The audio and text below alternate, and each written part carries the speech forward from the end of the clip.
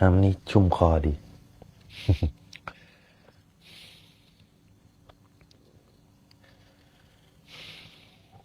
มาเนาะ เจริญธรรมยามเย็นนะ เจริญธรรมยามเย็นนี่ก็ได้แล้วเนาะเช็คสัญญาณภาพสัญญาณเสียงก่อนเนาะสัญญาณภาพสัญญาณเสียงสัญญาณโอเคไหมมันต้องเช็คก่อนไม่งั้นพูดไปแล้วไม่มีเสียง ก็เลยต้องเช็คสัญญาณภาพสัญญาณเสียงกันพูดอยู่คนเดียวตั้งนานพอมาเปิดดูไม่มีเสียง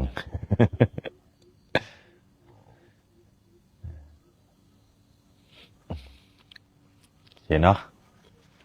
อันนี้ก็ได้เดินทางมาถึงนะเนาะสถานธรรมศรีตะวันนันทขว้างจังหวัดลำพูนที่พักอยู่กลับจากถ้ำแจ้งมาเสร็จภารกิจทางถ้ำแจ้งพอกลับมาวันนี้ก็ได้เดินตรวจงานภายในวัดงานช่างสร้างกุฏิหนึ่งหลังตอนนี้กุฏิไม่พออยู่ก็เลยต้องสร้างเห็นไหมไปไหนก็หนีไม่พ้นการสร้าง เพราะก็มีเพื่อนมาอยู่ด้วยมีพระมาอยู่ด้วยตอนนี้อยู่ด้วยกัน7 รูปแล้วก็เลยต้องสร้างกุฏิหนึ่งหลังยังไม่แล้วเสร็จประมาณ 80% แล้วแหละเหลืองานเก็บแล้วก็อีกช่างอีกชุดหนึ่งก็สร้างศาลาลงปานะเพิ่งวางรากฐานวันนี้ตรวจดูก็จำเป็นศาลาลงปานะเนี่ยก็ไว้ต้อนรับแขกด้วยแขกผู้มาเยือนต้อนรับญาติธรรมด้วยเลยต้องจำเป็นต้องสร้างอันนี้ก็มีนาคมามอบตัวแล้ว1เนี่ยเป็นนาคตนแรกเรียกตนหรือเปล่า นาคเป็นตนนะนาคคนแรกของสถานธรรมนะที่จะมาอยู่ด้วยนั่นก็เลยต้องเป็นเหตุต้องสร้างเมื่อมีหมู่คณะมาอยู่ด้วยมีเพื่อนร่วมทางก็เลยต้องเกื้อกูลหน้าที่ของเราก็คือเกื้อกูลมาเกื้อกูลละทีนี้ หนีไปไหนก็ไม่พ้น แต่ก็เป็นประโยชน์เนาะตอนนี้ก็มีนาคมาอยู่ด้วยแล้วอยู่นาคแล้วเห็นไหมมันเป็นประโยชน์นะประโยชน์ นี่ก็นาคเอเนาะชื่อเอมาจากแม่ฮ่องสอนใช่ไหมไม่ใช่ KNU นะเอ ขอกันละขอรุนแรงทางนู้นข้ามมาไม่ใช่นะ นี่แหละอายุ28นะเป็นวัยรุ่นเป็นหนุ่มมาแล้วก็นั่นแหละตั้งใจเอาเราสามุ่งหน้ามาหาครูบาอาจารย์แล้วทีนี้เราก็สนใจในการศึกษาละอะไรที่อยู่อาศัยหรือการบวชอะไรครูบาอาจารย์ก็จะรับหน้าที่เป็นธุระจัดการหาให้นะเรามาแล้วเราก็ขนขวายเอาให้ได้ประโยชน์สูงสุดแก่ตนประโยชน์ก็คือการปฏิบัตินั่นแหละถ้าเราตั้งเป้าหมายไว้ในการมาของเราต้องมีเป้าหมายนะอันดับแรกเป้าหมายเนี่ยเราจะเป็นตัวที่ชี้ชัดเหมือนเป็นตัวที่คอนโทรลเราว่าจะไปในทิศทางไหนเป้าหมายที่เราตั้งไว้ก็คือการดำริชอบเป้าหมายการดำริการตั้งไว้ปุ๊บถ้าเราตั้งไว้ว่าเป็นไปเพื่อความพ้นทุกข์อย่างเราเนี่ยเป้าหมายของเราคือเราจะปฏิบัติธรรมเนี่ยให้ออกจากการมีการเป็นคือไม่ต้องการที่จะมีจะเป็นอะไรทั้งนั้นขออย่างเดียวคือเป็นไปเพื่อความพ้นทุกข์นี่เป้าหมายของเรานะทีนี้มันจะมุ่งในทางเดียวไม่ได้เสียเวลาติดอยู่กับอะไรลาภยศสรรเสริญเยินยอใครจะชอบใจหรือไม่ชอบใจอะไรเราไม่สนขอแค่เราไม่ทุกข์ก็พอนะเราคืออย่าไปเสียเวลาข้างทางให้เราเรียนรู้กับทุกข์พระเจ้าตัดเรื่องทุกข์เรามาก็ตั้งเป้าหมายว่าปฏิบัติเพื่อออกจากความพ้นทุกข์อย่างเงี้ยอะไรที่จะเป็นเหตุให้ใจเราเป็นทุกข์ก็ให้เราพึงระวัง มีสติพึงระวังคือรักษาเหตุแห่งทุกข์ที่ยังไม่เกิดขึ้นไม่ให้เกิดด้วยการดำรงตนอยู่ด้วยศีลสติสมาธิปัญญาในการฝึกนะการมาระหว่างที่เรามาศึกษาก็คอยเอาใจใส่ครูบาอาจารย์บอกสอนอะไรเราเงี่ยงหูฟังอย่าให้ครูบาอาจารย์ต้องพูดซ้ำนะเป็นผู้ที่ว่าง่ายสอนง่ายแล้วมันจะได้ดีเป็นผู้อ่อนน้อมถ่อมตนอย่าให้ครูบาอาจารย์เนี่ยเมื่อเราเคารพศรัทธาต่อครูบาอาจารย์แล้วเห็นไหมนะเราก็อยากให้ครูบาอาจารย์ต้องเดือดร้อนลำบากใจกับเราอย่างเงี้ยเห็นไหมเหมือนกับถ้าว่าเรารักใครสักคนหนึ่งเราก็อยากให้คนคนนั้นต้องเดือดร้อนลำบากใจกับเราในการทำตัวเป็นผู้ว่าง่ายสอนง่ายมันจะเปิดทางสู่ปัญญาของเราในทางเดินของเราคือว่าเป็นผู้ที่หงายภาชนะที่คว่ำอยู่เพื่อรอการเติมเต็มมีอะไรไหมครูบาอาจารย์มีอะไรไหมเปิดใจรับเติมมาได้เลยเราพร้อมจะรับอยู่ตลอดผมพร้อมจะรับแล้วมันเป็นอย่างนี้แล้วสิ่งที่ครูบาอาจารย์ป้อนให้มันจะเป็นประโยชน์กับเราทำใจอย่างนั้นเหมือนการเตรียมเรียกว่าเตรียมนาถ้านาที่ดีเนี่ยหว่านเมล็ดพืชลงไปก็จะเจริญงอกงามขึ้นมาได้แต่ถ้านาเรายังรกเนี่ยแห้งหุบขะไม่ได้มีการเตรียมนาที่ดีไว้หว่านอะไรลงไปมันก็ไม่ขึ้นถ้าเราหว่านเมล็ดพันธุ์ลงในหินมันก็เมล็ดพันธุ์นั้นก็ไม่สามารถงอกได้นะนั่นเราก็เหมือนกันใจเราก็เหมือนกันเมื่อเรามุ่งมาตั้งไกลขนขวายมาตั้งไกลแล้ว เพื่อที่จะมาอยู่กับครูบาอาจารย์เราหน้าที่ของเราคือเตรียมภาชนะเตรียมนาเตรียมพื้นที่ของเราให้ดีส่วนหน้าที่ในการอบรมสั่งสอนก็เป็นหน้าที่ของครูบาอาจารย์นะหน้าที่ของเราคือเคลียร์พื้นที่ของเราให้ดีก็พอนั่นแหละ แล้วมีอะไรจะถามเราไหมมาแล้วในการปฏิบัติมีอะไรสงสัยไหมว่าต้องให้อะไรยังไงพูดคุยกันจะได้รู้สึกใกล้ชิดกันมากขึ้นจะได้ไม่นี่ผมอยากถามเรื่องนิวรณ์ห้า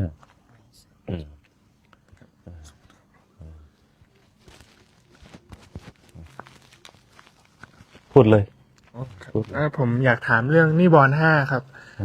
สมมติว่านิวรณ์ห้าเข้ามาหาเราอย่างเงี้ยครับเช่นอย่างเช่นความง่วงเงี้ยครับเวลาเราปฏิบัติไปอย่างเงี้ยครับความง่วงครับคือมันเป็นเรื่องธรรมดาคือนิวรณ์ห้าเขาเรียกว่าตัวถีนมิทะความง่วงเหงาหานอนความง่วงซึมทีนี้วิธีแก้ก็คือสตินะการฝึกสติเบื้องต้นเนี่ยเห็นไหมเราจะชอบง่วงเวลาที่เรานั่งสมาธิใช่ไหมใช่ครับ มันมีอุบายในการแก้จริตตัวนี้ก็คืออย่างที่เราทำมาถ้าเราจะไปนั่งสมาธิในที่นอนเนี่ยยังไงมันก็นั่นแหละหมอนสรนังคัจฉามิแหละ พอนั่งไปสักพักหนึ่งอันนี้มันจริงๆเราก็เป็นใช่ครับเราฝึกใหม่ๆจริงๆสักพักหนึ่งก็วังสมควรแก่เวลาแล้วมันง่วงมันจะถูกเพราะว่ามันเป็นที่ที่เราคุ้นชินคือสัญญามันจำได้ว่าที่นี่คือที่นอนครับที่นี่คือที่นอนตัวสัญญาตัวนี้มันจะจำได้ปุ๊บสังขารมันจะปรุงเข้าไปนิวรณ์ตัวนี้มันจะเข้าแทรกเหมือนว่ามันเป็นค่าศึกสมาธิตัวนี้เป็นมารตัวหนึ่งนิวรณ์เนี่ยนะคอยสกัดนี่วิธีแก้ก็คือเวลาที่เราจะทำความเพียรเนี่ยให้เรา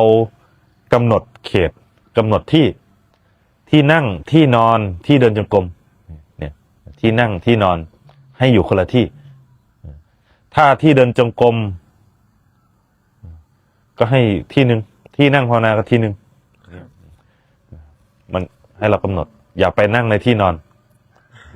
เพราะว่าสัญญามันจะจำได้ให้อยู่ในที่ที่โล่งอย่างเงี้ยมันจะมีสติที่ตื่นตัวคอยระวังมันเหมือนมันคอยระวังภัยตัวนี้จะเป็นสติที่คอยระลึกมันจะไม่ยอมเผลอสติให้หลับ หรือไม่ก็ถ้ามันง่วงมาก เรานั่งไม่ไหวมันง่วงให้เปลี่ยนอิริยาบถเปลี่ยนอิริยาบถลุกขึ้นเดินจงกรมสร้างสัมปชัญญะความตื่นตัวขึ้นมาสติเหยียดแขนคู่แขนเห็นไหมสร้างเคลื่อนไหวให้มันรู้สึกตัวในการเคลื่อนไหวหรือไม่ก็เอาน้ำลูบหน้าก่อนให้มันสร้างความสดชื่นขึ้นมาแล้วเดินจงกรมให้เดินจงกรมถ้ามันง่วงให้เปลี่ยนอิริยาบถให้ฝืนไปก่อนถ้าเราฝึกอย่างเงี้ยบ่อยๆบ่อยๆเมื่อสติมีกำลังเนี่ยมันจะรู้ทันละความง่วงเนี่ยเห็นไหมบางทีมันเป็นมายาหรือนิวรณ์เป็นมายาของจิตของกิเลสที่มันคอยหลอกล่อเราอยู่ถ้าเราได้ฝืนไปเราจะเห็นว่าความง่วงเนี่ยมันแค่หลอกเราตัวนิวรณ์ตัวนี้มันมากั้นเพื่อไม่ให้เราเข้าสู่บัลลังก์ของสมาธิความสงบเฉยๆมันจะคอยหาตัวมาสกัดเห็นไหมนิวรณ์ห้านะเรื่องของพยาบาทวิตกพวกนี้มันจะมาเห็นไหมอีนามิทะความมึงหอนอนวิกิตอิจฉาความลังเลสงสัยพวกนี้มันจะคอยกั้นอยู่ถ้าเราเห็นอย่างนั้นให้เราเอาน้อมความรู้สึกกลับมาอยู่กับลมหายใจมาอยู่กับลมหายใจเห็นทำหน้าที่แค่รู้มันเฉยๆแค่รู้มันแล้วก็มาอยู่กับลมหายใจของเราแค่รู้มันเห็นมันอย่างนี้นะไปเมื่อมันคลายจากตอนนี้ปุ๊บเนี่ยจิตมันจะมีกำลังในการตื่นทีนี้พอเราฝึก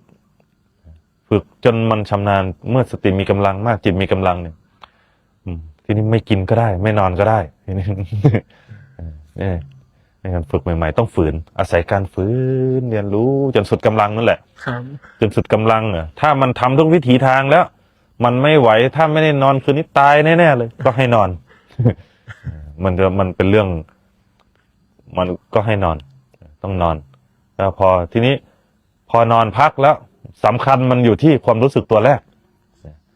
นอนพักแล้วก็ความรู้สึกตัวแรกพอรู้สึกตัวแรกปุ๊บก็จับลมหายใจขึ้นมาอย่าให้มัน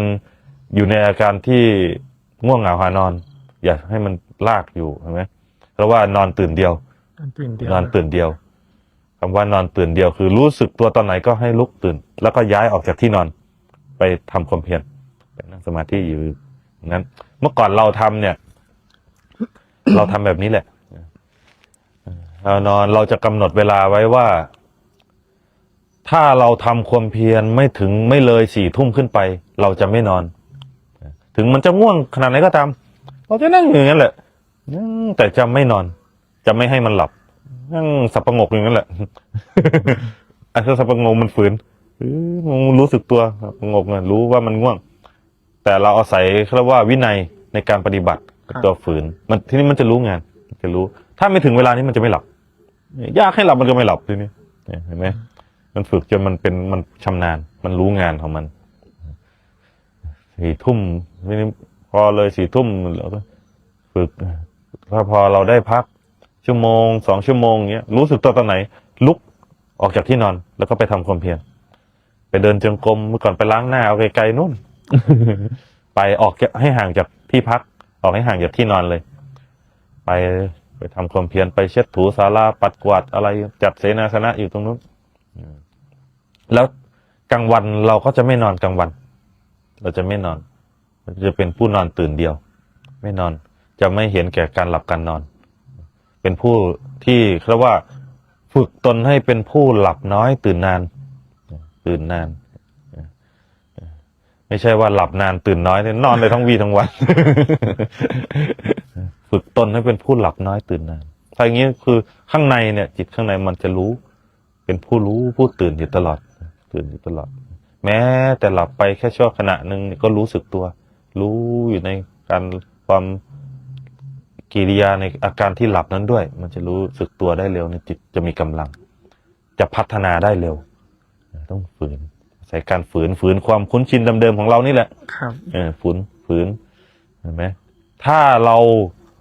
ต้องการผลลัพธ์ที่ดีเราก็ต้องสร้างเหตุที่ดีถ้าเราต้องการผลลัพธ์แบบพิเศษเราต้องสร้างเหตุแบบพิเศษเห็นไหมเหตุดีผลดีเหตุพิเศษผลก็พิเศษมันจะเป็นอย่างนั้นเรานี่ 4 ปีนะ ต้องใช้เวลานะครับ ต้องใช้เวลาต้องใช้เวลา แต่ต้องอาศัยขันติคือความอดทน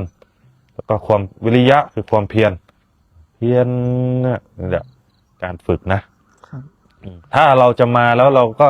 ทำพฤติกรรมเดิมๆผลก็คือเราคนเดิมเห็นไหม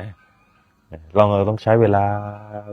าแต่ฝึกตนไปเรื่อยๆฝึกตนไปเรื่อยๆไปเรื่อยๆไปเรื่อยๆอาศัยความอดทนนี่แหละขอให้เราสร้างเหตุเราสร้างเหตุไปไม่ต้องไปเร่งรีบเอาผล เราสร้างเหตุถึงไหนผลมันก็อยู่ตรงนั้นเห็นไหมไม่ต้องไปหมายที่จะเอาผลขอให้เราสร้างเหตุไปเลยสร้างเหตุแต่ทิ้งผลไปเลยทิ้งผลไปคือไม่ได้ไปมุ่งเอาผลอนาคตที่มันยังมาไม่ถึงแต่ให้เราจะรู้ผลของเหตุที่เราสร้างในปัจจุบันทุกขณะเห็นไหมเหมือนเรากินข้าวเรากินแต่ละคำเรากินคำแรกเราจะไปเร่งรีบว่าเมื่อไหร่จะอิ่มไม่ได้ใช่ไหมเราต้องกินไปเรื่อยๆค่อยกินค่อยเคี้ยวค่อยรับรู้ถึงรสชาติอาหารนั้นไปเรื่อยๆคืนไปเรื่อยๆเห็นไหมแล้วเราจะรับรู้ถึงความสภาวะของมันไปทุกขณะเห็นไหมเมื่อมันอิ่มเราก็จะรู้เลยว่าคำไหนอิ่มนั่นเองการปฏิบัติก็เหมือนกันขอให้เราสร้างเหตุไปเลย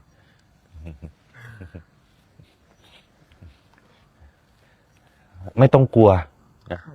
ไม่ต้องกลัวเราสร้างเหตุครูบาอาจารย์ก็จะคอยดูคอยแนะอยู่ไม่ต้องกลัวขอให้เราเชื่อครูบาอาจารย์เชื่อพระพุทธเจ้านะไม่ต้องกลัวว่าอันนี้ถูกไหมอันนี้ผิดไหมไม่ต้องกลัวถ้าผิดถูกอะไรเดี๋ยวครูบาอาจารย์จะแนะนำเองนะไม่ต้องกลัวเรานี่ปฏิบัติมาไม่กลัวหลงเพราะเรามีครูบาอาจารย์อยู่ เราฟังครูบาอาจารย์อยู่อย่างนี้นะไม่กลัวลุยเลยอย่างเดียว ลุยอย่างเดียวก็คือใช้แค่ลมหายใจใช่ไหมครับครูบาในการประคองอยู่อย่างเงี้ยครับใช่คือรู้สึกกายลมหายใจก็คือกายผูกจิตไว้กับที่กายนี่แหละอย่าให้ความรู้มันออกเลยกายเส้นขนออกไปอยู่ในกายพระอาจารย์ครับบางทีมันจะถามตัวเองตอบตัวเองอยู่ในหัวเงี้ยครับว่าตัวนี้เชื่อได้ไหมครับบางทีมันก็พูดกับตัวเองอย่างเงี้ยครับถ้าความคิดความเห็นของเรามันดีครับป่านนี้เราดีไปนานแล้วรู้ไหมตัวที่มันคอยถามตอบกันอยู่มันเรียกว่าสัญญากับสังขารให้เราทำหน้าที่แค่รู้มันเห็นว่าสัญญามันระลึกได้สังขารมันทำงานเราก็น้อมความรู้สึกกลับมาอยู่กับลมหายใจอย่าไปให้ค่ามันทำหน้าที่แค่ผู้รู้ผู้ดูอยู่บางทีมันก็ถามตอบถ้ามันพอใจมันก็บอกว่าดีถ้าไม่พอใจก็บอกว่าไม่ดีนั่นแหละเห็นไหมไอ้ความคิดเห็นตัวเองเนี่ยมันจะเป็นไปตามความมันจะถูกหรือจะผิดมันก็ต้องถูกผิดที่พอใจและไม่พอใจนะถามตอบนี้ให้เราออกความรู้สึกกลับมาอยู่ลมหายใจอยู่กับลมหายใจแต่มันก็ถ้ามันเป็นลักษณะที่ว่าสอนตนเราก็สามารถเฝ้าดูได้สอนตนนะเหมือนว่าเราจะทำอะไรไปแล้วมันมีคำถามว่าอันนี้ถูกหรือเปล่าไม่แน่ใจอย่างเงี้ยมันเป็นเบรกให้เราได้ยั้งคิดเป็นสติให้เราได้ทบทวนถามตอบตัวเองว่าสิ่งที่เราทำถูกไหมอย่างนี้นะได้เหมือนกันให้ถ้ามันหมุนเข้ามาในภายในของเราก็ได้อยู่มันเป็นขั้นของมันไม่ผิดที่ผ่านมาผมฟังมาตลอดครับแต่ว่าไม่ได้ปฏิบัติเลยครับ ฟังตลอดอย่างเดียวครับการฟังมันก็เป็นการปฏิบัติอย่างหนึ่งแหละครับเป็นการปฏิบัติอย่างหนึ่งการฟังทำเบื้องต้นมันเป็นขั้นเบื้องต้นก็ต้องอาศัยการได้ยินได้ฟังเพื่อปลุกจิตให้ตื่นขึ้นมาก่อนจากการได้ยินได้ฟังนั่นแหละการฟังเนี่ยเขาว่าถ้าผู้ใดยินดีในการฟังเนี่ยเขาว่ามันก็เรียกว่ามีเรือนของใจมีที่พึ่งอันนึงมีวิหารละธรรมคือมีธรรมเป็นที่พึ่งมันก็ดีกว่าเราไปฟังเพลงไปฟังอะไรเรื่อง เขาฆ่ากันไปอะไรใช่ไหม ครับ แต่ถ้าเรายินดีในธรรมเนี่ยมีฉันทะในการยินดีในธรรมตัวนี้จะการได้ยินได้ฟังเนี่ย จะเป็นเหตุปัจจัยให้เราได้พัฒนาให้เราได้ปฏิบัติเห็นไหมเนี่ยอย่างที่เราฟังมามากแล้วเหลือแต่ปฏิบัติเห็นไหมมันเป็นเหตุ จากการได้ยินได้ฟังพ่อแม่ครูบาอาจารย์เป็นเหตุมาโอ้ฟังมาจนมันมีศรัทธา มันเริ่มเข้าใจธรรมะแล้วทีนี้มันก็เริ่มปฏิบัติแล้วเป็นเหตุดีผู้ใดยินดีในธรรมผู้นั้นเนี่ยเห็นว่าหลับเป็นสุขตื่นก็เป็นสุขเพราะมีธรรมเป็นที่พึ่งการได้ยินได้ฟังเนี่ยสัญญาตัวเนี้ยเวลาที่เราใช้ชีวิตอยู่ทางโลกเนี่ยเห็นไหมธรรมตัวที่เราเคยได้ยินได้ฟังเนี่ยมันจะคอยมาเตือนใจเตือนเราเป็นสติธรรมคือธรรมคือเป็นคนที่เขาว่าเริ่มมีครูบาอาจารย์เริ่มรู้จักครูบาอาจารย์รู้จักธรรมะแล้วการเป็นอยู่ทั้งโลกของเราเนี่ยตัวนี้จะช่วยได้เหมือนเราจะทำอะไรปุ๊บตัวธรรมะจากสัญญาที่เราได้ยินได้ฟังจะคอยเข้ามาระลึกได้อ๋อนี่ครูบาอาจารย์พูดไว้อย่างเงี้ยเนี่ยมันจะเป็นอย่างนั้นเห็นไหมคนที่มีครูบาอาจารย์ก็เลยว่าจะมีธรรมเป็นที่พึ่งทั้งที่ไม่เคยเห็นหน้าท่านหรอกไม่เคยเห็นหน้าท่านหรอกเนี่ยเห็นไหมแต่ทำไมธรรมะของครูบาอาจารย์มาสะกิดเราอย่างนี้เพราะมันผ่านจากการได้ยินได้ฟังมาเป็นการเพาะบ่มมาอบรมนิสัยบุญญาบารมีมาให้เป็นเหตุให้ต้องได้มาในทางนี้ได้ฟัง อาจารย์ครับระหว่างปฏิบัติอยู่บ้านกับมาปฏิบัติธรรมที่วัดอย่างเงี้ยครับมันแตกต่างกันยังไงครับ มันก็แตกต่างกันเรียกว่าแตกต่างที่สถานที่แล้วก็การงานถ้าเรามาอยู่วัดเนี่ยมันก็เป็นไปในถ่ายเดียวมันไม่ยุ่งเกี่ยวกับการงานมันจะเรียกว่าเครื่องกังวลอะไรมันจะไม่เยอะถ้าเราปฏิบัติอยู่บ้านถามว่าปฏิบัติได้ไหมได้ปฏิบัติได้เหมือนกันถ้าสำหรับมันมีข้อปฏิบัติที่ผู้ที่สำหรับที่เป็นอยู่ทางโลกปฏิบัติได้อย่างน้อยๆดำรงตนอยู่ด้วยศีล 5เพื่อปฏิบัติด้วยกายสำรวมกายวาจาใจนี่แหละปฏิบัติธรรมอยู่บ้านการเป็นอยู่ทางโลกเป็นอยู่โดยไม่เพ้อเจ้อไม่สอดเสียดไม่แอบส่องคนข้างบ้านอย่างเงี้ยมันก็เป็นสุขละเป็นธรรม สำรวมกายสำรวมวาจาอย่างเงี้ยพูดไม่เพ้อเจ้อไม่สอดเสียดไม่ดูหมิ่นไม่โกหกพกลมไม่ยึดเอาถือเอาในสิ่งของที่เขาไม่ได้ให้เป็นการปฏิบัติเหมือนกันอยู่ทางโลกนะเป็นการปฏิบัติพอมาอยู่วัดเนี่ยมันก็เหมือนกันก็ปฏิบัติศีลตัวเดียวกันแต่มันจะเครื่องเล้าเครื่องอะไรมันจะน้อยกว่าเพราะมันไม่ยุ่งเกี่ยวกับการงานทั้งนั้นมันสำหรับผู้มันขึ้นอยู่กับว่าผู้ที่ปฏิบัตินั้นอยู่ในฐานะอะไรสถานะอะไรอย่างนี้นะ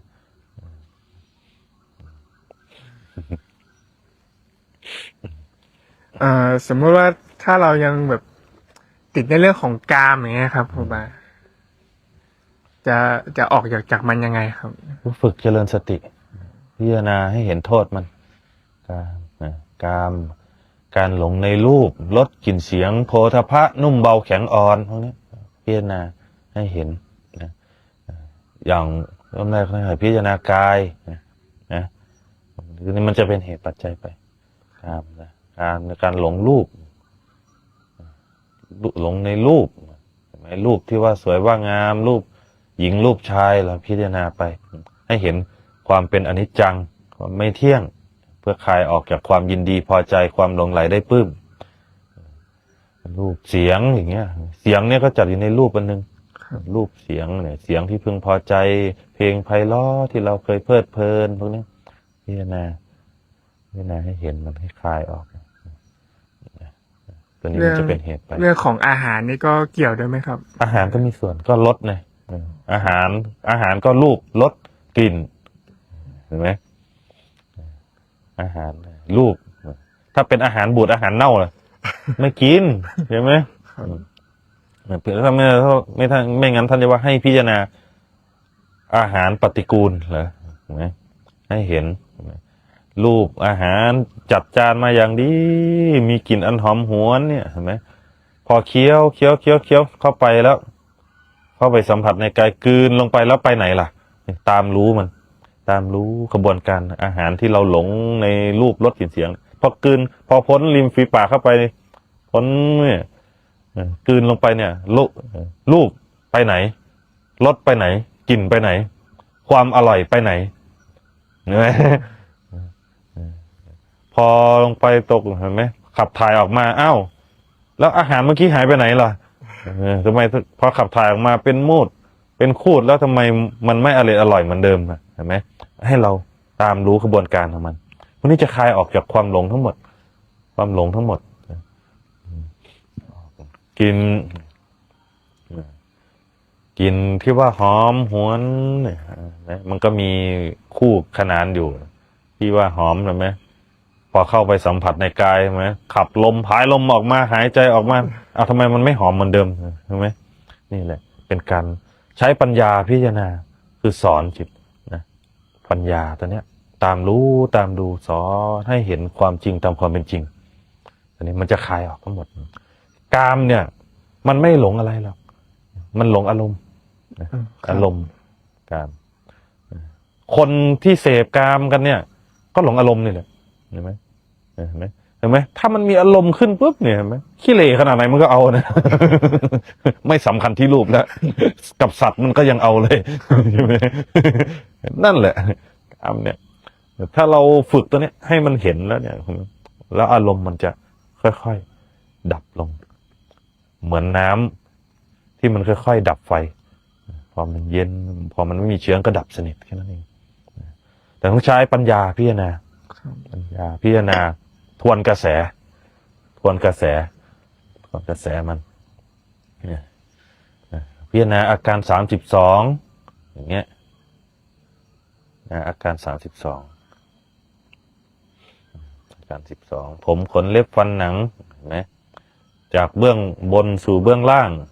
จากเบื้องล่างสู่เบื้องบนอย่างนี้นะพิจารณาไปให้เห็นตามความเป็นจริงเห็นไหมสิ่งไหนที่เราสำคัญว่าสวยว่างามเห็นไหมถ้าเราตามรู้ตามดูเนี่ยมันจะแปลเปลี่ยนแม้แต่รูปของเราเนี่ยถ้าเราเห็นไม่ชัดเนี่ยเห็นไหมเรากำหนดดูเราก็ได้ตัวเราเองเนี่ยเห็นไหมมีส่วนไหนบ้างที่มันสะอาดนะเห็นไหมตื่นเช้ามาทั้งมูดทั้งคูดทะลักออกมาเห็นไหมทั้งขี้ฟันน้ำลายเหม็นบูดออกมาถ้าเราเห็นอย่างนี้เขาก็ไม่ต่างจากเราเห็นไหมต้องหมั่นชำระชะล้างต้องหาของหอมมาประเทียงผิวเพื่อหลอกตัวเองแล้วก็หลอกผู้อื่นอีกเห็นไหมไม่ว่าทั้งหญิงและชายไม่ต่างกันมาดูอย่างนั้นเหมือนถุงหนังเนี่ยเหมือนถุงขยะเน่าดีๆนี่แหละหนังเนี่ยที่หุ้มกายเราอยู่เนี่ยนะเหมือนขยะเน่าเนี่ยถุงขยะถุงดำที่เขาทิ้งเศษขยะสิ่งปฏิกูลเข้าไปนี่แหละที่มันบูดเน่าอยู่ข้างในเพื่อปกปิดความเป็นปฏิกูลไว้เห็นไหมแต่ถ้าลองเอาไม้ไปจิ้มไปเหยาะถุงนั้นให้มันขาดเนี่ยไม่รู้น้ำเหม็นเน่าอะไรแต่ทะลักออกมาหนังนี่ก็เหมือนกันเราลองกำหนดดูลองดูสิเวลาที่เรามีแผลถลอกเห็นไหมมีน้ำเลือดน้ำหนองออกมามีกลิ่นเหม็นคาวฟุ้งออกมาเห็นไหมสิ่งปฏิกูลเหมือนกันมันจะเห็นมันเริ่มต้นจากการเห็นพวกนี้แหละมันจะคลายออกทั้งหมดการหลงในรูปคลายออกจากความยินดีพอใจในรูปในรสในกลิ่นเห็นไหมผู้หญิงอย่างเงี้ยเราเป็นผู้ชายเราก็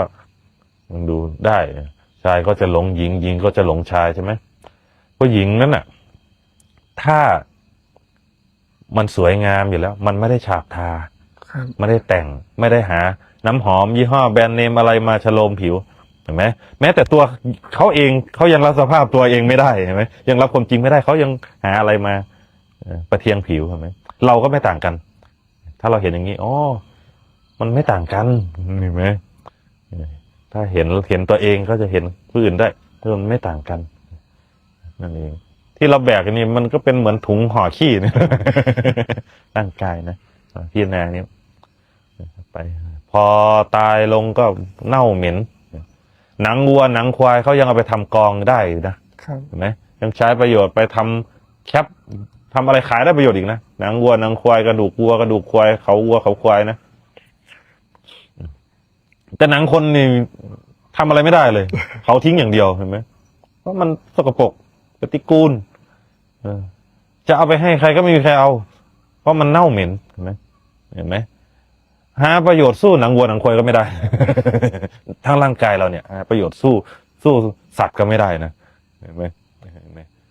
เห็นไหมแล้วเราจะหลงอะไรกันอีกเห็นไหมอย่าสำคัญ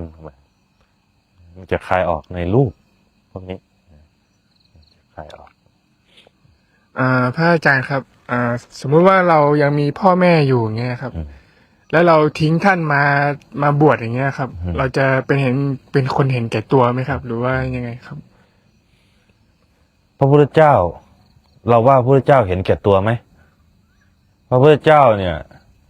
ท่านมีทั้งทรัพย์มีทั้งอำนาจ มีทั้งภรรยาที่สวย มีทั้งลูกอ่อนอย่างนี้ท่านก็ทิ้งนะครับ ดังนั้นมันเป็นสมบัติภายนอก เบื้องต้นสำหรับในเส้นทางนี้อันนี้เราเข้าใจ ในเส้นทางนี้มันเป็นทางการออกคือความเสียสละมาก เบื้องต้นเนี่ยมันจะมีความรู้สึกเหมือนคนเห็นแก่ตัวนั่นแหละ ครับ มันต้องฝืนกับความรู้สึกนี้อย่างมากนะคนที่ออกมันเหมือนเราเหมือน เพราะว่าในภาพจำพ่อแม่เรารู้อยู่ท่านลำบากอยู่ เราจะมาบวชให้สบายแล้วทิ้งท่านไว้ข้างหลังไม่ได้ ตัวนี้มันเป็นเหตุผลอันหนึ่งเลยของการออกซึ่งเป็นเหตุผลของนักบวชเนี่ยที่ออกมาแล้วต้องสึกกลับไปมันจะเป็นทุกข์ที่ทนได้ยากมาก ครับ ตัวเนี้ยมันจะเป็นข้ออ้างอันหนึ่งแต่ถ้าเรามองในมุมกลับกันนะถ้าเราย้อนดูตัวเองถ้าเราอยู่ทางโลกเราลองถามว่าเราเคยทำอะไรให้พ่อแม่สบายใจไหม ไม่มีเลยครับ ไม่มีเห็นไหมพ่อแม่เนี่ยฝากความปรารถนาสูงสุดของผู้เป็นพ่อเป็นแม่เนี่ยนะที่ท่านทำงานเหน็ดเหนื่อยอยู่ทางโลกเนี่ยก็คือสิ่งเดียวที่ท่านต้องการคือต้องการให้ลูกเนี่ยเป็นอยู่อย่างปราศจากโทษต้องการให้ลูกเนี่ยประสบความสำเร็จคือการทำงานทางโลกเนี่ยพ่อแม่ก็ทำเพื่อลูก ครับ ทำงานเพื่อลูกรอคอยวันลูกประสบความสำเร็จเป็นอยู่ด้วยการปราศจากโทษอยากให้ลูกอยู่โดยแบบไม่ทุกข์เห็นไหมเราต้องเข้าใจ ตัวนี้ การที่เราออกบวชเนี่ยนี่แหละคือก้าวแรกแหละที่เราได้ตอบแทนคุณท่าน การเลี้ยงดูบิดามารดาเนี่ย เราจะหาทรัพย์มาไว้กองเท่าภูเขาก็ตาม หรือเราจะแบกท่านไว้บนบ่าให้ขี่ลาดเยี่ยวลาดตลอดทั้ง100 ปีก็ตามอายุขัยของท่านก็ตามยังไม่ประเสริฐเท่าการน้อมนำท่านได้รู้จักธรรมะเห็นไหมก้าวแรกของการออกบวชของเรานี่แหละคือการน้อมนำท่านให้เข้าสู่ธรรมะเพราะอะไรเพราะผู้เป็นพ่อเป็นแม่เนี่ย ลูกอยู่ไหนใจอยู่นั่นเข้าใจไหมเข้าใจครับ ลูกอยู่ไหนใจอยู่นั่นถ้าลูกอยู่สถานบันเทิงพ่อแม่ก็อยู่นั่นแหละใจของพ่อแม่ลูกอยู่ทางบันเทิงพ่อกับแม่จะรอคอยวันที่ลูกกลับมาใจท่านจะเป็นทุกข์คอยวันที่เรากลับมาแล้วต้องกลับมาให้ครบอาการ32เลยนะเห็นไหมเห็นไหมครบการเป็นอยู่แค่ลูกพ้นสายตาไปเนี่ยพ่อแม่นอนแทบไม่หลับรอคอยวันที่ลูกกลับมาเห็นไหมเราสังเกตมาไหมเราไปเที่ยวตามสถานที่บันเทิงไปเที่ยวตามวงเล่าทุกครั้งที่เราเมาซักเซกลับมาบ้านพ่อแม่จะเป็นคนเปิดบ้านคอยต้อนรับเราอยู่ตลอดนะเพราะระหว่างที่เราออกไปเนี่ยท่านรอวันที่เรากลับมาอยู่ตลอดเห็นไหมท่านกินไม่ได้นอนไม่หลับนั่นแหละแต่เราไม่รู้เห็นไหมนี่การทดแทนท่านก็คือการออกบวชการเลี้ยงดูพ่อแม่คือการเลี้ยงใจท่านเมื่อลูกออกบวชปุ๊บมาอยู่กับครูบาอาจารย์ที่ปลอดภัยละลูกปฏิบัติตนละเห็นไหม พ่อกับแม่เนี่ยท่านจะมีความภูมิใจอยู่ข้างใน แค่มองมาเห็นลูกเป็นพระอยู่กับครูบาอาจารย์เนี่ยเห็นไหมใจท่านเนี่ยอยู่วัดละเป็นบุญละเป็นบุญอิ่มใจ ท่านก็มีกำลังในการเป็นอยู่การสู้ชีวิตเห็นไหมทางโลกนะถึงบอกว่าเมื่อเรารักใครสักคนหนึ่งเราต้องไม่ทำให้บุคคลที่เรารักนั้นต้องเป็นทุกข์เดือดร้อนลำบากใจกับเราเห็นไหมนี่แหละคือการเสียสละที่จริงการออกบวชคือการเสียสละ ครับ การเสียสละแต่ไอ้ที่ว่าเราเห็นแก่ตัวนั้นมันเป็นข้ออ้างของกิเลสเพื่อยื้อให้เราติดอยู่ ครับ เห็นไหมเห็นไหมนั่นแหละเราต้องตอบแทนคุณท่านตรงนี้ให้น้อมนำท่านมาเพราะเมื่อไหร่ที่เรามาบวชแล้วพ่อแม่ก็จะหันมาทางเราหันหน้าเข้าวัดตลอดหันหน้าเข้าวัดมองดูลูกอยู่ตลอดรอแค่เห็นลูกอยู่กับครูบาอาจารย์แล้วก็อิ่มใจความอิ่มใจนั้นท้ายก็ได้บุญไปด้วยนั่นแหละลูกที่จะจูงพ่อแม่ก็จูงกันตอนเป็นนี่แหละ ครับ ไม่ใช่ไปจูงกันตอนตายเด้ ไม่ใช่ไปจูงหน้าไฟนั่นจูงไปเผาทิ้ง ครับ จูงไปเผาทิ้ง พ่อแม่ก็ยังไม่รู้เรื่องอะไรเลยอย่างเงี้ยเห็นไหมอย่างเรามาอย่างเงี้ยเห็นไหมเราทำหน้าที่คือเป็นผู้เดินก่อนนี่คือความเสียสละของเรา เพราะเราเสียสละตัวเองเนี่ยทำเพื่อคนข้างหลัง ถ้าเรา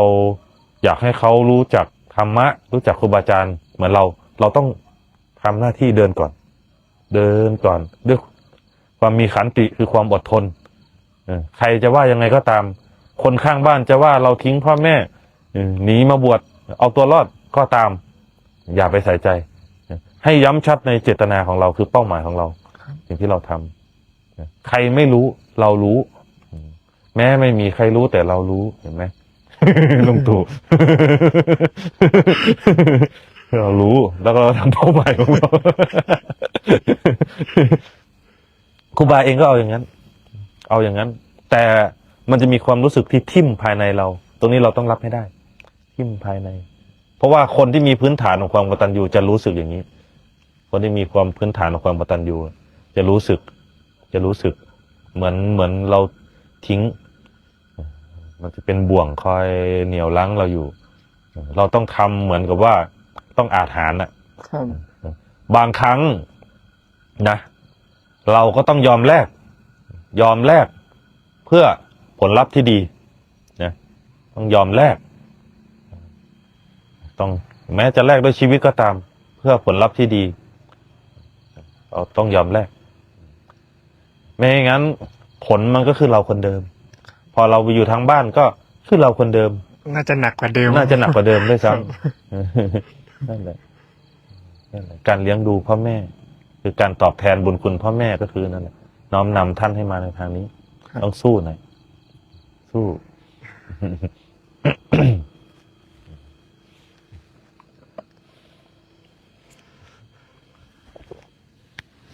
เราเนี่ยโอ้ยเราก็แทบจะอักเลือดเหมือนกันเด้เราออกจากบ้านมาเพราะว่าตอนที่เราเป็นอยู่ทางโลกเราเป็นลูกชายคนโตเราจะทำคือเรารู้การงานของพ่อแม่คือเหมือนเป็นหลักให้พ่อแม่มาตั้งแต่เด็กนะเพราะว่าเรามีน้องเราก็ดูแลน้องมาด้วยทำงานเรื่องการงานอะไรเราจะเป็นหลักอยู่ตลอดทางโลกเราก็รับรู้ถึงสถานะทางบ้านว่าพ่อแม่เรายังลำบากอยู่มันก็มีความรู้สึกหนึ่งว่าเนี่ยพ่อแม่เรามันมีแนวคิดตัวนี้พ่อแม่เรายังลำบากอยู่เราจะบวชมาเอ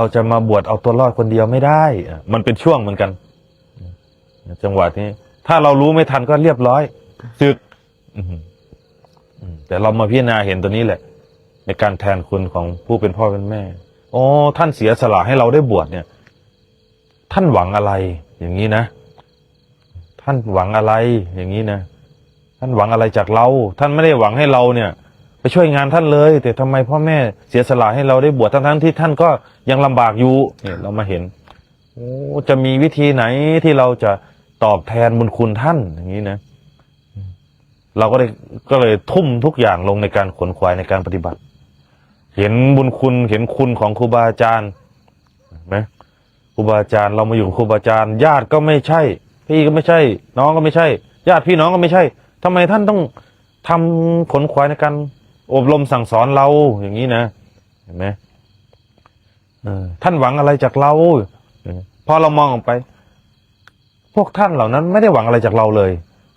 นะสิ่งที่พ่อแม่ต้องการครูบาอาจารย์ต้องการคือ ต้องการให้เราเป็นอยู่โดยปราศจากโทษ ต้องการให้เราเป็นคนดี ครับ ไม่ทุกข์นั่นแหละอ๋อนั่นแหละ เราก็เวลาที่มันท้อมันมีแนวคิดแบบเนี้ย ให้เราทวนกระแสขึ้นมา สร้างทวนกระแสขึ้นมา สู้อย่าให้ความเห็นของเรามันลากความจงระวังความคิดความเห็นของเรามันลาก ต้องมองเห็นต้องพิจารณาเห็นผู้ที่ให้ข้าวอย่างชาวบ้านเราเป็นพระอย่างนี้เนาะเป็นพระเนี่ยเรามาขอข้าวเขากินเด้เห็นไหมญาติก็ไม่ใช่เห็นไหมทำไมเขาถึงน้อมให้ข้าวใส่บาตรให้อาหารเรามาเพื่ออะไรล่ะเห็นไหมเพื่อให้เรามาทำชั่วเหรอถ้าจะมาทำชั่วไม่ต้องมาถึงที่นี่ก็ได้อย่างนี้นะมันเป็นการสอนตัวเอง เป็นการย้ำชัดเตือนตัวเอง ย้ำในเป้าหมายของตัวเองให้ชัดขึ้นมา มันจะกว้างออกไปนะผู้ที่เขาเกื้อกูลเราครูบาอาจารย์เนี่ยมันจะเป็นแรงผลักดันให้เราสู้ขึ้นมา เวลาที่เราเหนื่อยเราท้อเนี่ยมันจะระลึกขึ้นไปเห็นมีความเรียกว่าเป็นความกตัญญูรู้คุณต่อผู้มีพระคุณนะตัวนี้จะเป็นบาดฐานให้เราได้พัฒนาตนได้กตัญญูเราลึกถึงความกตัญญูจะไม่ลำเอียงเพราะไปตามความเห็นของตัวเองนะเห็นอกหรือว่ารู้จักเห็นอกเห็นใจผู้อื่นเห็นใจผู้อื่นเห็นความเสียสละนะจะไม่เห็นเฉพาะความคิดความเห็นของตัวเองมันจะเป็นแรงผลักดันนะให้เราประสบความสำเร็จได้ในเส้นทางนี้นะครับความกตัญญูต้องมาก่อนอันดับหนึ่งเลยความกตัญญูต่อตัวเองกตัญญูต่อบิดามารดาครูบาอาจารย์กตัญญูต่อรู้คุณต่อผู้มีพระคุณนี่แหละให้เราพิจารณาให้กว้างออกไปตัวนี้แหละจะเป็นจุดที่ให้เราพัฒนาตนให้เราได้สู้ความกตัญญู ขอเป็นคำถามสุดท้ายนะครับอาจารย์ถ้าหากว่าเราเจอสิ่งลี้ลับอย่างเงี้ยครับ เราจะสู้กับมันยังไงหรือว่าเราจะทำยังไงครับ สติ ใช่ไหมครับ สติเท่านั้น สิ่งที่ลี้ลับที่สุดคืออะไรรู้ไหม ครับ ภายในเราเนี่ยความคิด ความคิดนะครับ ก็เราคิดอันนี้ไม่มีใครรู้ด้วยเนี่ยลี้แล้วก็ลับที่สุด ครับ เนี่ยสิ่งที่เราต้องระวังที่สุดก็คือความคิดปรุงแต่ง วิธีจัดการก็คือสติ ให้เรามีสตินะคืออย่าเชื่อ อย่าไปหมายเห็นสักแต่ว่าเห็นรู้สักแต่ว่ารู้อย่าไปหมายอย่าไปสำคัญยึดมั่นถือมั่นให้เรากลับมาตั้งสติภายนอกก็เป็นอยู่แต่ไม่ได้มีโทษกับเราภายนอกแต่ไอ้ที่มันลี้แล้วมันรับภายในนี่คือความคิดปรุงแต่งสังขารความคิดปรุงแต่งของเราตัวเนี้ยจะเป็นประโยชน์เป็นโทษอยู่ที่ตัวเนี้ยสิ่งที่เราควรรู้จักมันสิ่งลี้ลับตัวนี้นะความคิดปรุงแต่ง เห็นไหมคิดอะไรก็ไม่มีใครรู้เลยลี้ลับไหมล่ะ เห็นไหมคิดดีคิดชั่วไม่รู้ไม่มีใครรู้ปรารถนาลามกไม่มีใครรู้สิ่งลี้ลับเนี่ยเราควรเนี่ยสิ่งนี้แหละสิ่งที่เราต้องพึงระวังคือความคิดนะสิ่งที่เราต้องกลัวต้องน่ากลัวสิ่งที่มันน่ากลัวที่สุดคือความคิดปรุงแต่งเรานี่แหละสิ่งลี้ลับนั่นนะภายนอกก็เป็นอยู่อย่างนั้นแหละไม่สามารถทำร้ายเราได้ไม่มีใครหรืออะไรที่จะสามารถทำร้ายเราได้มากกว่าเราทำร้ายตัวเองนะนั่นแหละทำร้ายตัวเองสิ่งที่ต้องระวังก็คือความคิดของเราเอง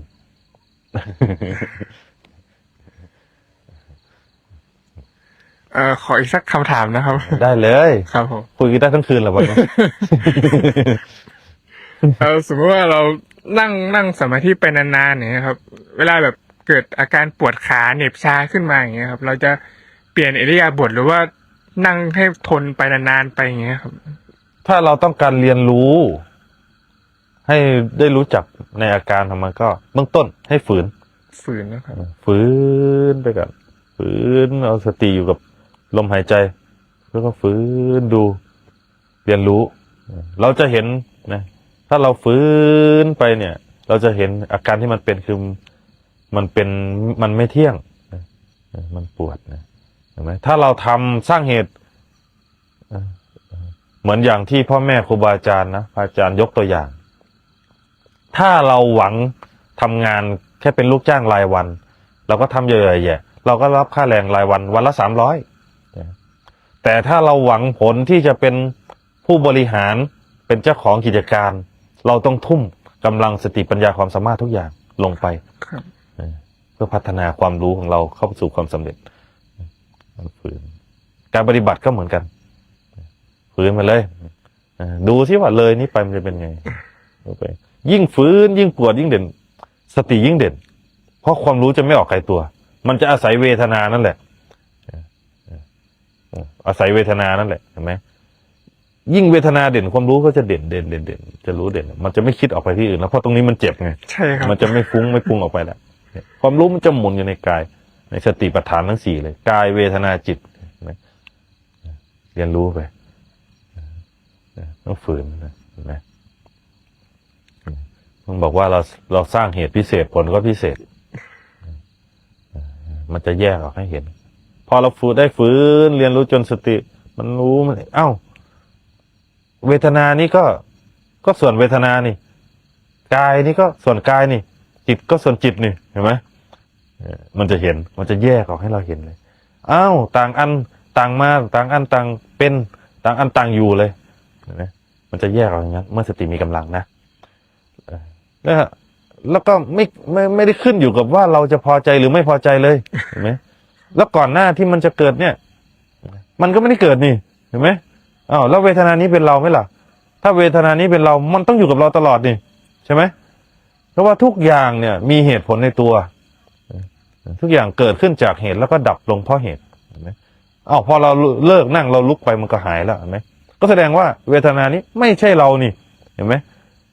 มันหายเกิดจากเหตุแล้วก็ดับลงเพราะเหตุเห็นไหม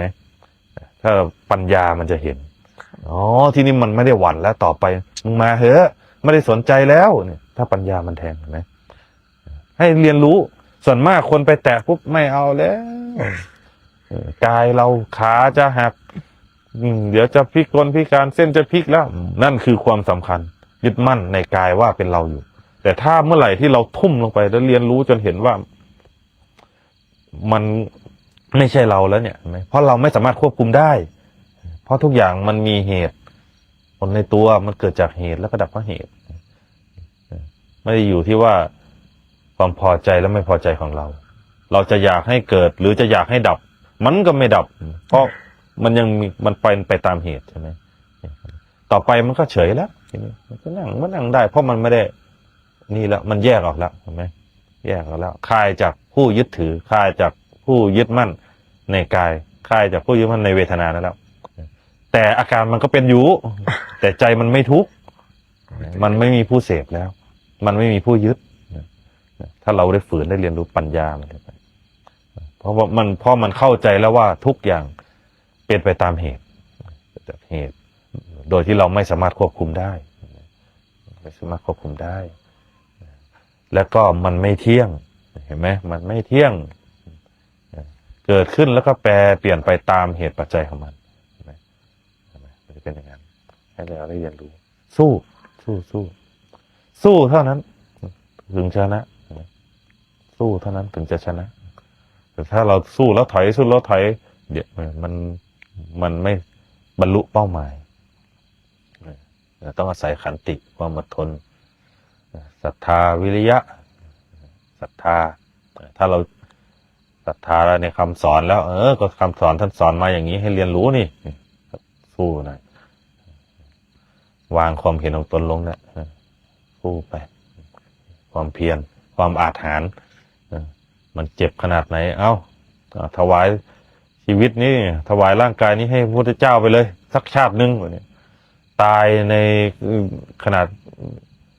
ในรูปแบบของนักรบนี่แหละตายแบบมีเกียรติไปเลยสู้มันอย่างนั้นเอามันอย่างนั้นเลยเพื่อการฝืนถ้าเราใหม่ๆถ้าเรายังทำไม่ได้ก็ใช้อุบายในการอาศัยเสียงก็ได้เสียงธรรมะของครูบาอาจารย์ถ้าเราเคยนั่ง30 นาทีอย่างเงี้ยเห็นไหมแล้วมันปวดมากเนี่ยให้เราเอาสักชั่วโมงนึงเปิดธรรมะสักชั่วโมงนึงแล้วก็เอาสัจจะถ้าไม่ถึงชั่วโมงนึงเนี่ยเราจะไม่ลุกอย่างเงี้ยเราก็ต้องทำให้ได้ตามสัจจะมันจะเป็นการสร้างวินัยไปในตัวด้วยสร้างนิสัยไปในตัวชั่วโมงนึงไม่ลุกนะทีนี้พอถึงชั่วโมงนึงเราจะเห็นเลยความพัฒนามันได้นี่หว่าเนี่ยวันนี้มันจะมีวิริยะคือความเพียรความอาถรรพ์เนี่ยเกิดขึ้นแล้วงั้นชั่วโมงครึ่งได้ไหมมันจะค่อยขยับไปเรื่อยพัฒนาไปเรื่อยพอชั่วโมงครึ่งปุ๊บเราก็จะได้เรียนรู้เวทนาพอมันเกิดขึ้นเคยเกิดชั่วโมงนึงแล้วมันก็เย็นชาไปเบาไปเห็นไหมแล้วมันก็จะเวียนมาใหม่พอชั่วโมงครึ่งมันได้นี่มันจะอ่านหายไปเลย2 ชั่วโมงได้ไหมสบายเลยทีนี้ได้เนี่ยมันจะขยับไปเรื่อยเห็นไหมไปเรื่อยและทุกครั้งที่มันขยับเนี่ยเราจะได้เรียนรู้ไปเรื่อยๆเห็นไหมเรียนรู้ไปเรื่อยๆ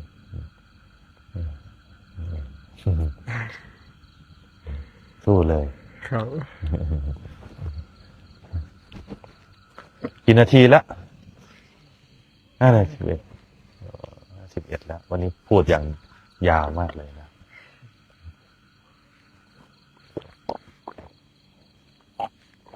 มีคำถามอีกไหมล่ะในไลฟ์มีไหมตอบคำถามในไลฟ์วันนี้คุยได้ยาวถึง3 ทุ่มนั่นแหละ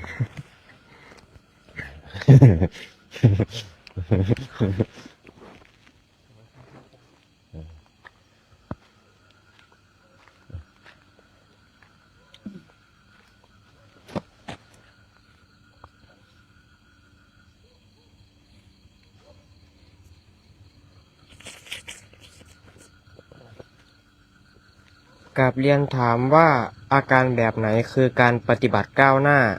อาการไหนคืออุปทานคะแล้วก่อนเราจะหลงจะมีสัญญาณเตือนให้เรารู้ได้อย่างไรคะถ้าเผลอหลงแล้วจะดึงตัวเองกลับได้อย่างไรเจ้าคะก็คือสติเมื่อสติตามทันนั่นแหละนะคือเบื้องต้นการปฏิบัติเนี่ย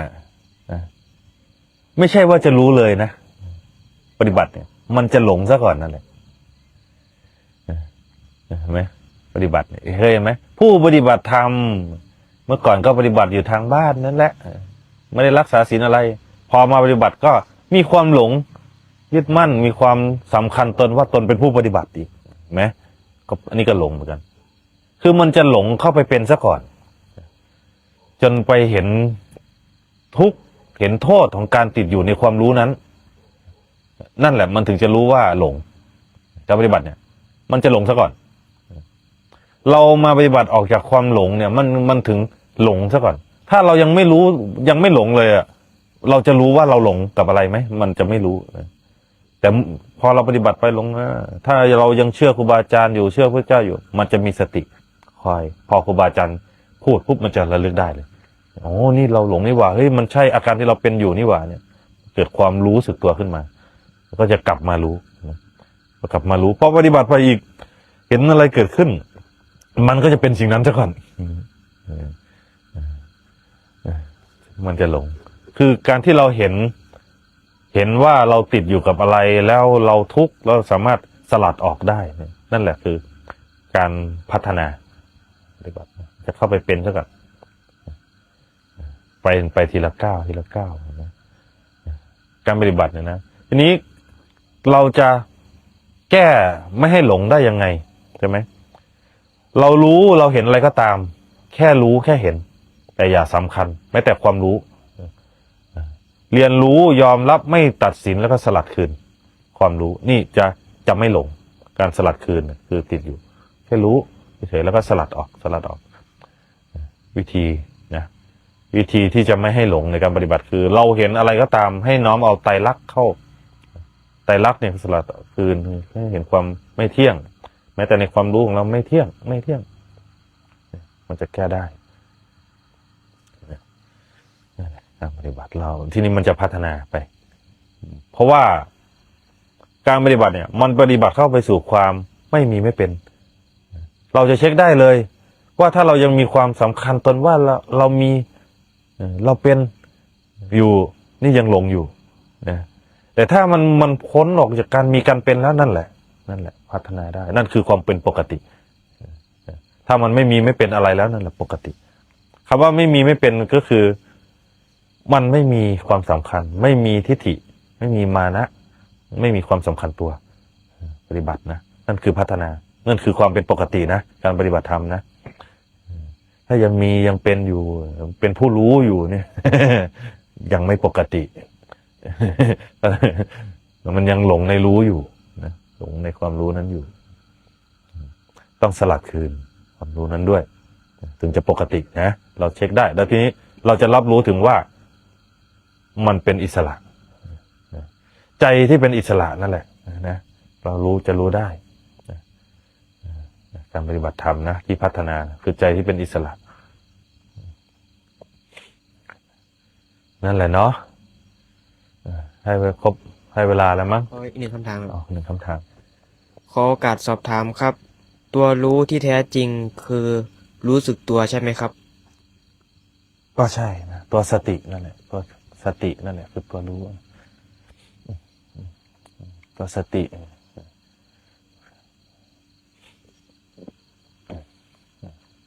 นั่นแหละเนาะมีคำถามก็เอาไว้วันหลังเนาะวันนี้ได้เวลาแล้ววันนี้ก็สมควรกับเวลาแล้วก็ขอให้เจริญในธรรมโดยทั่วหน้ากันทุกท่านทุกคนเทิน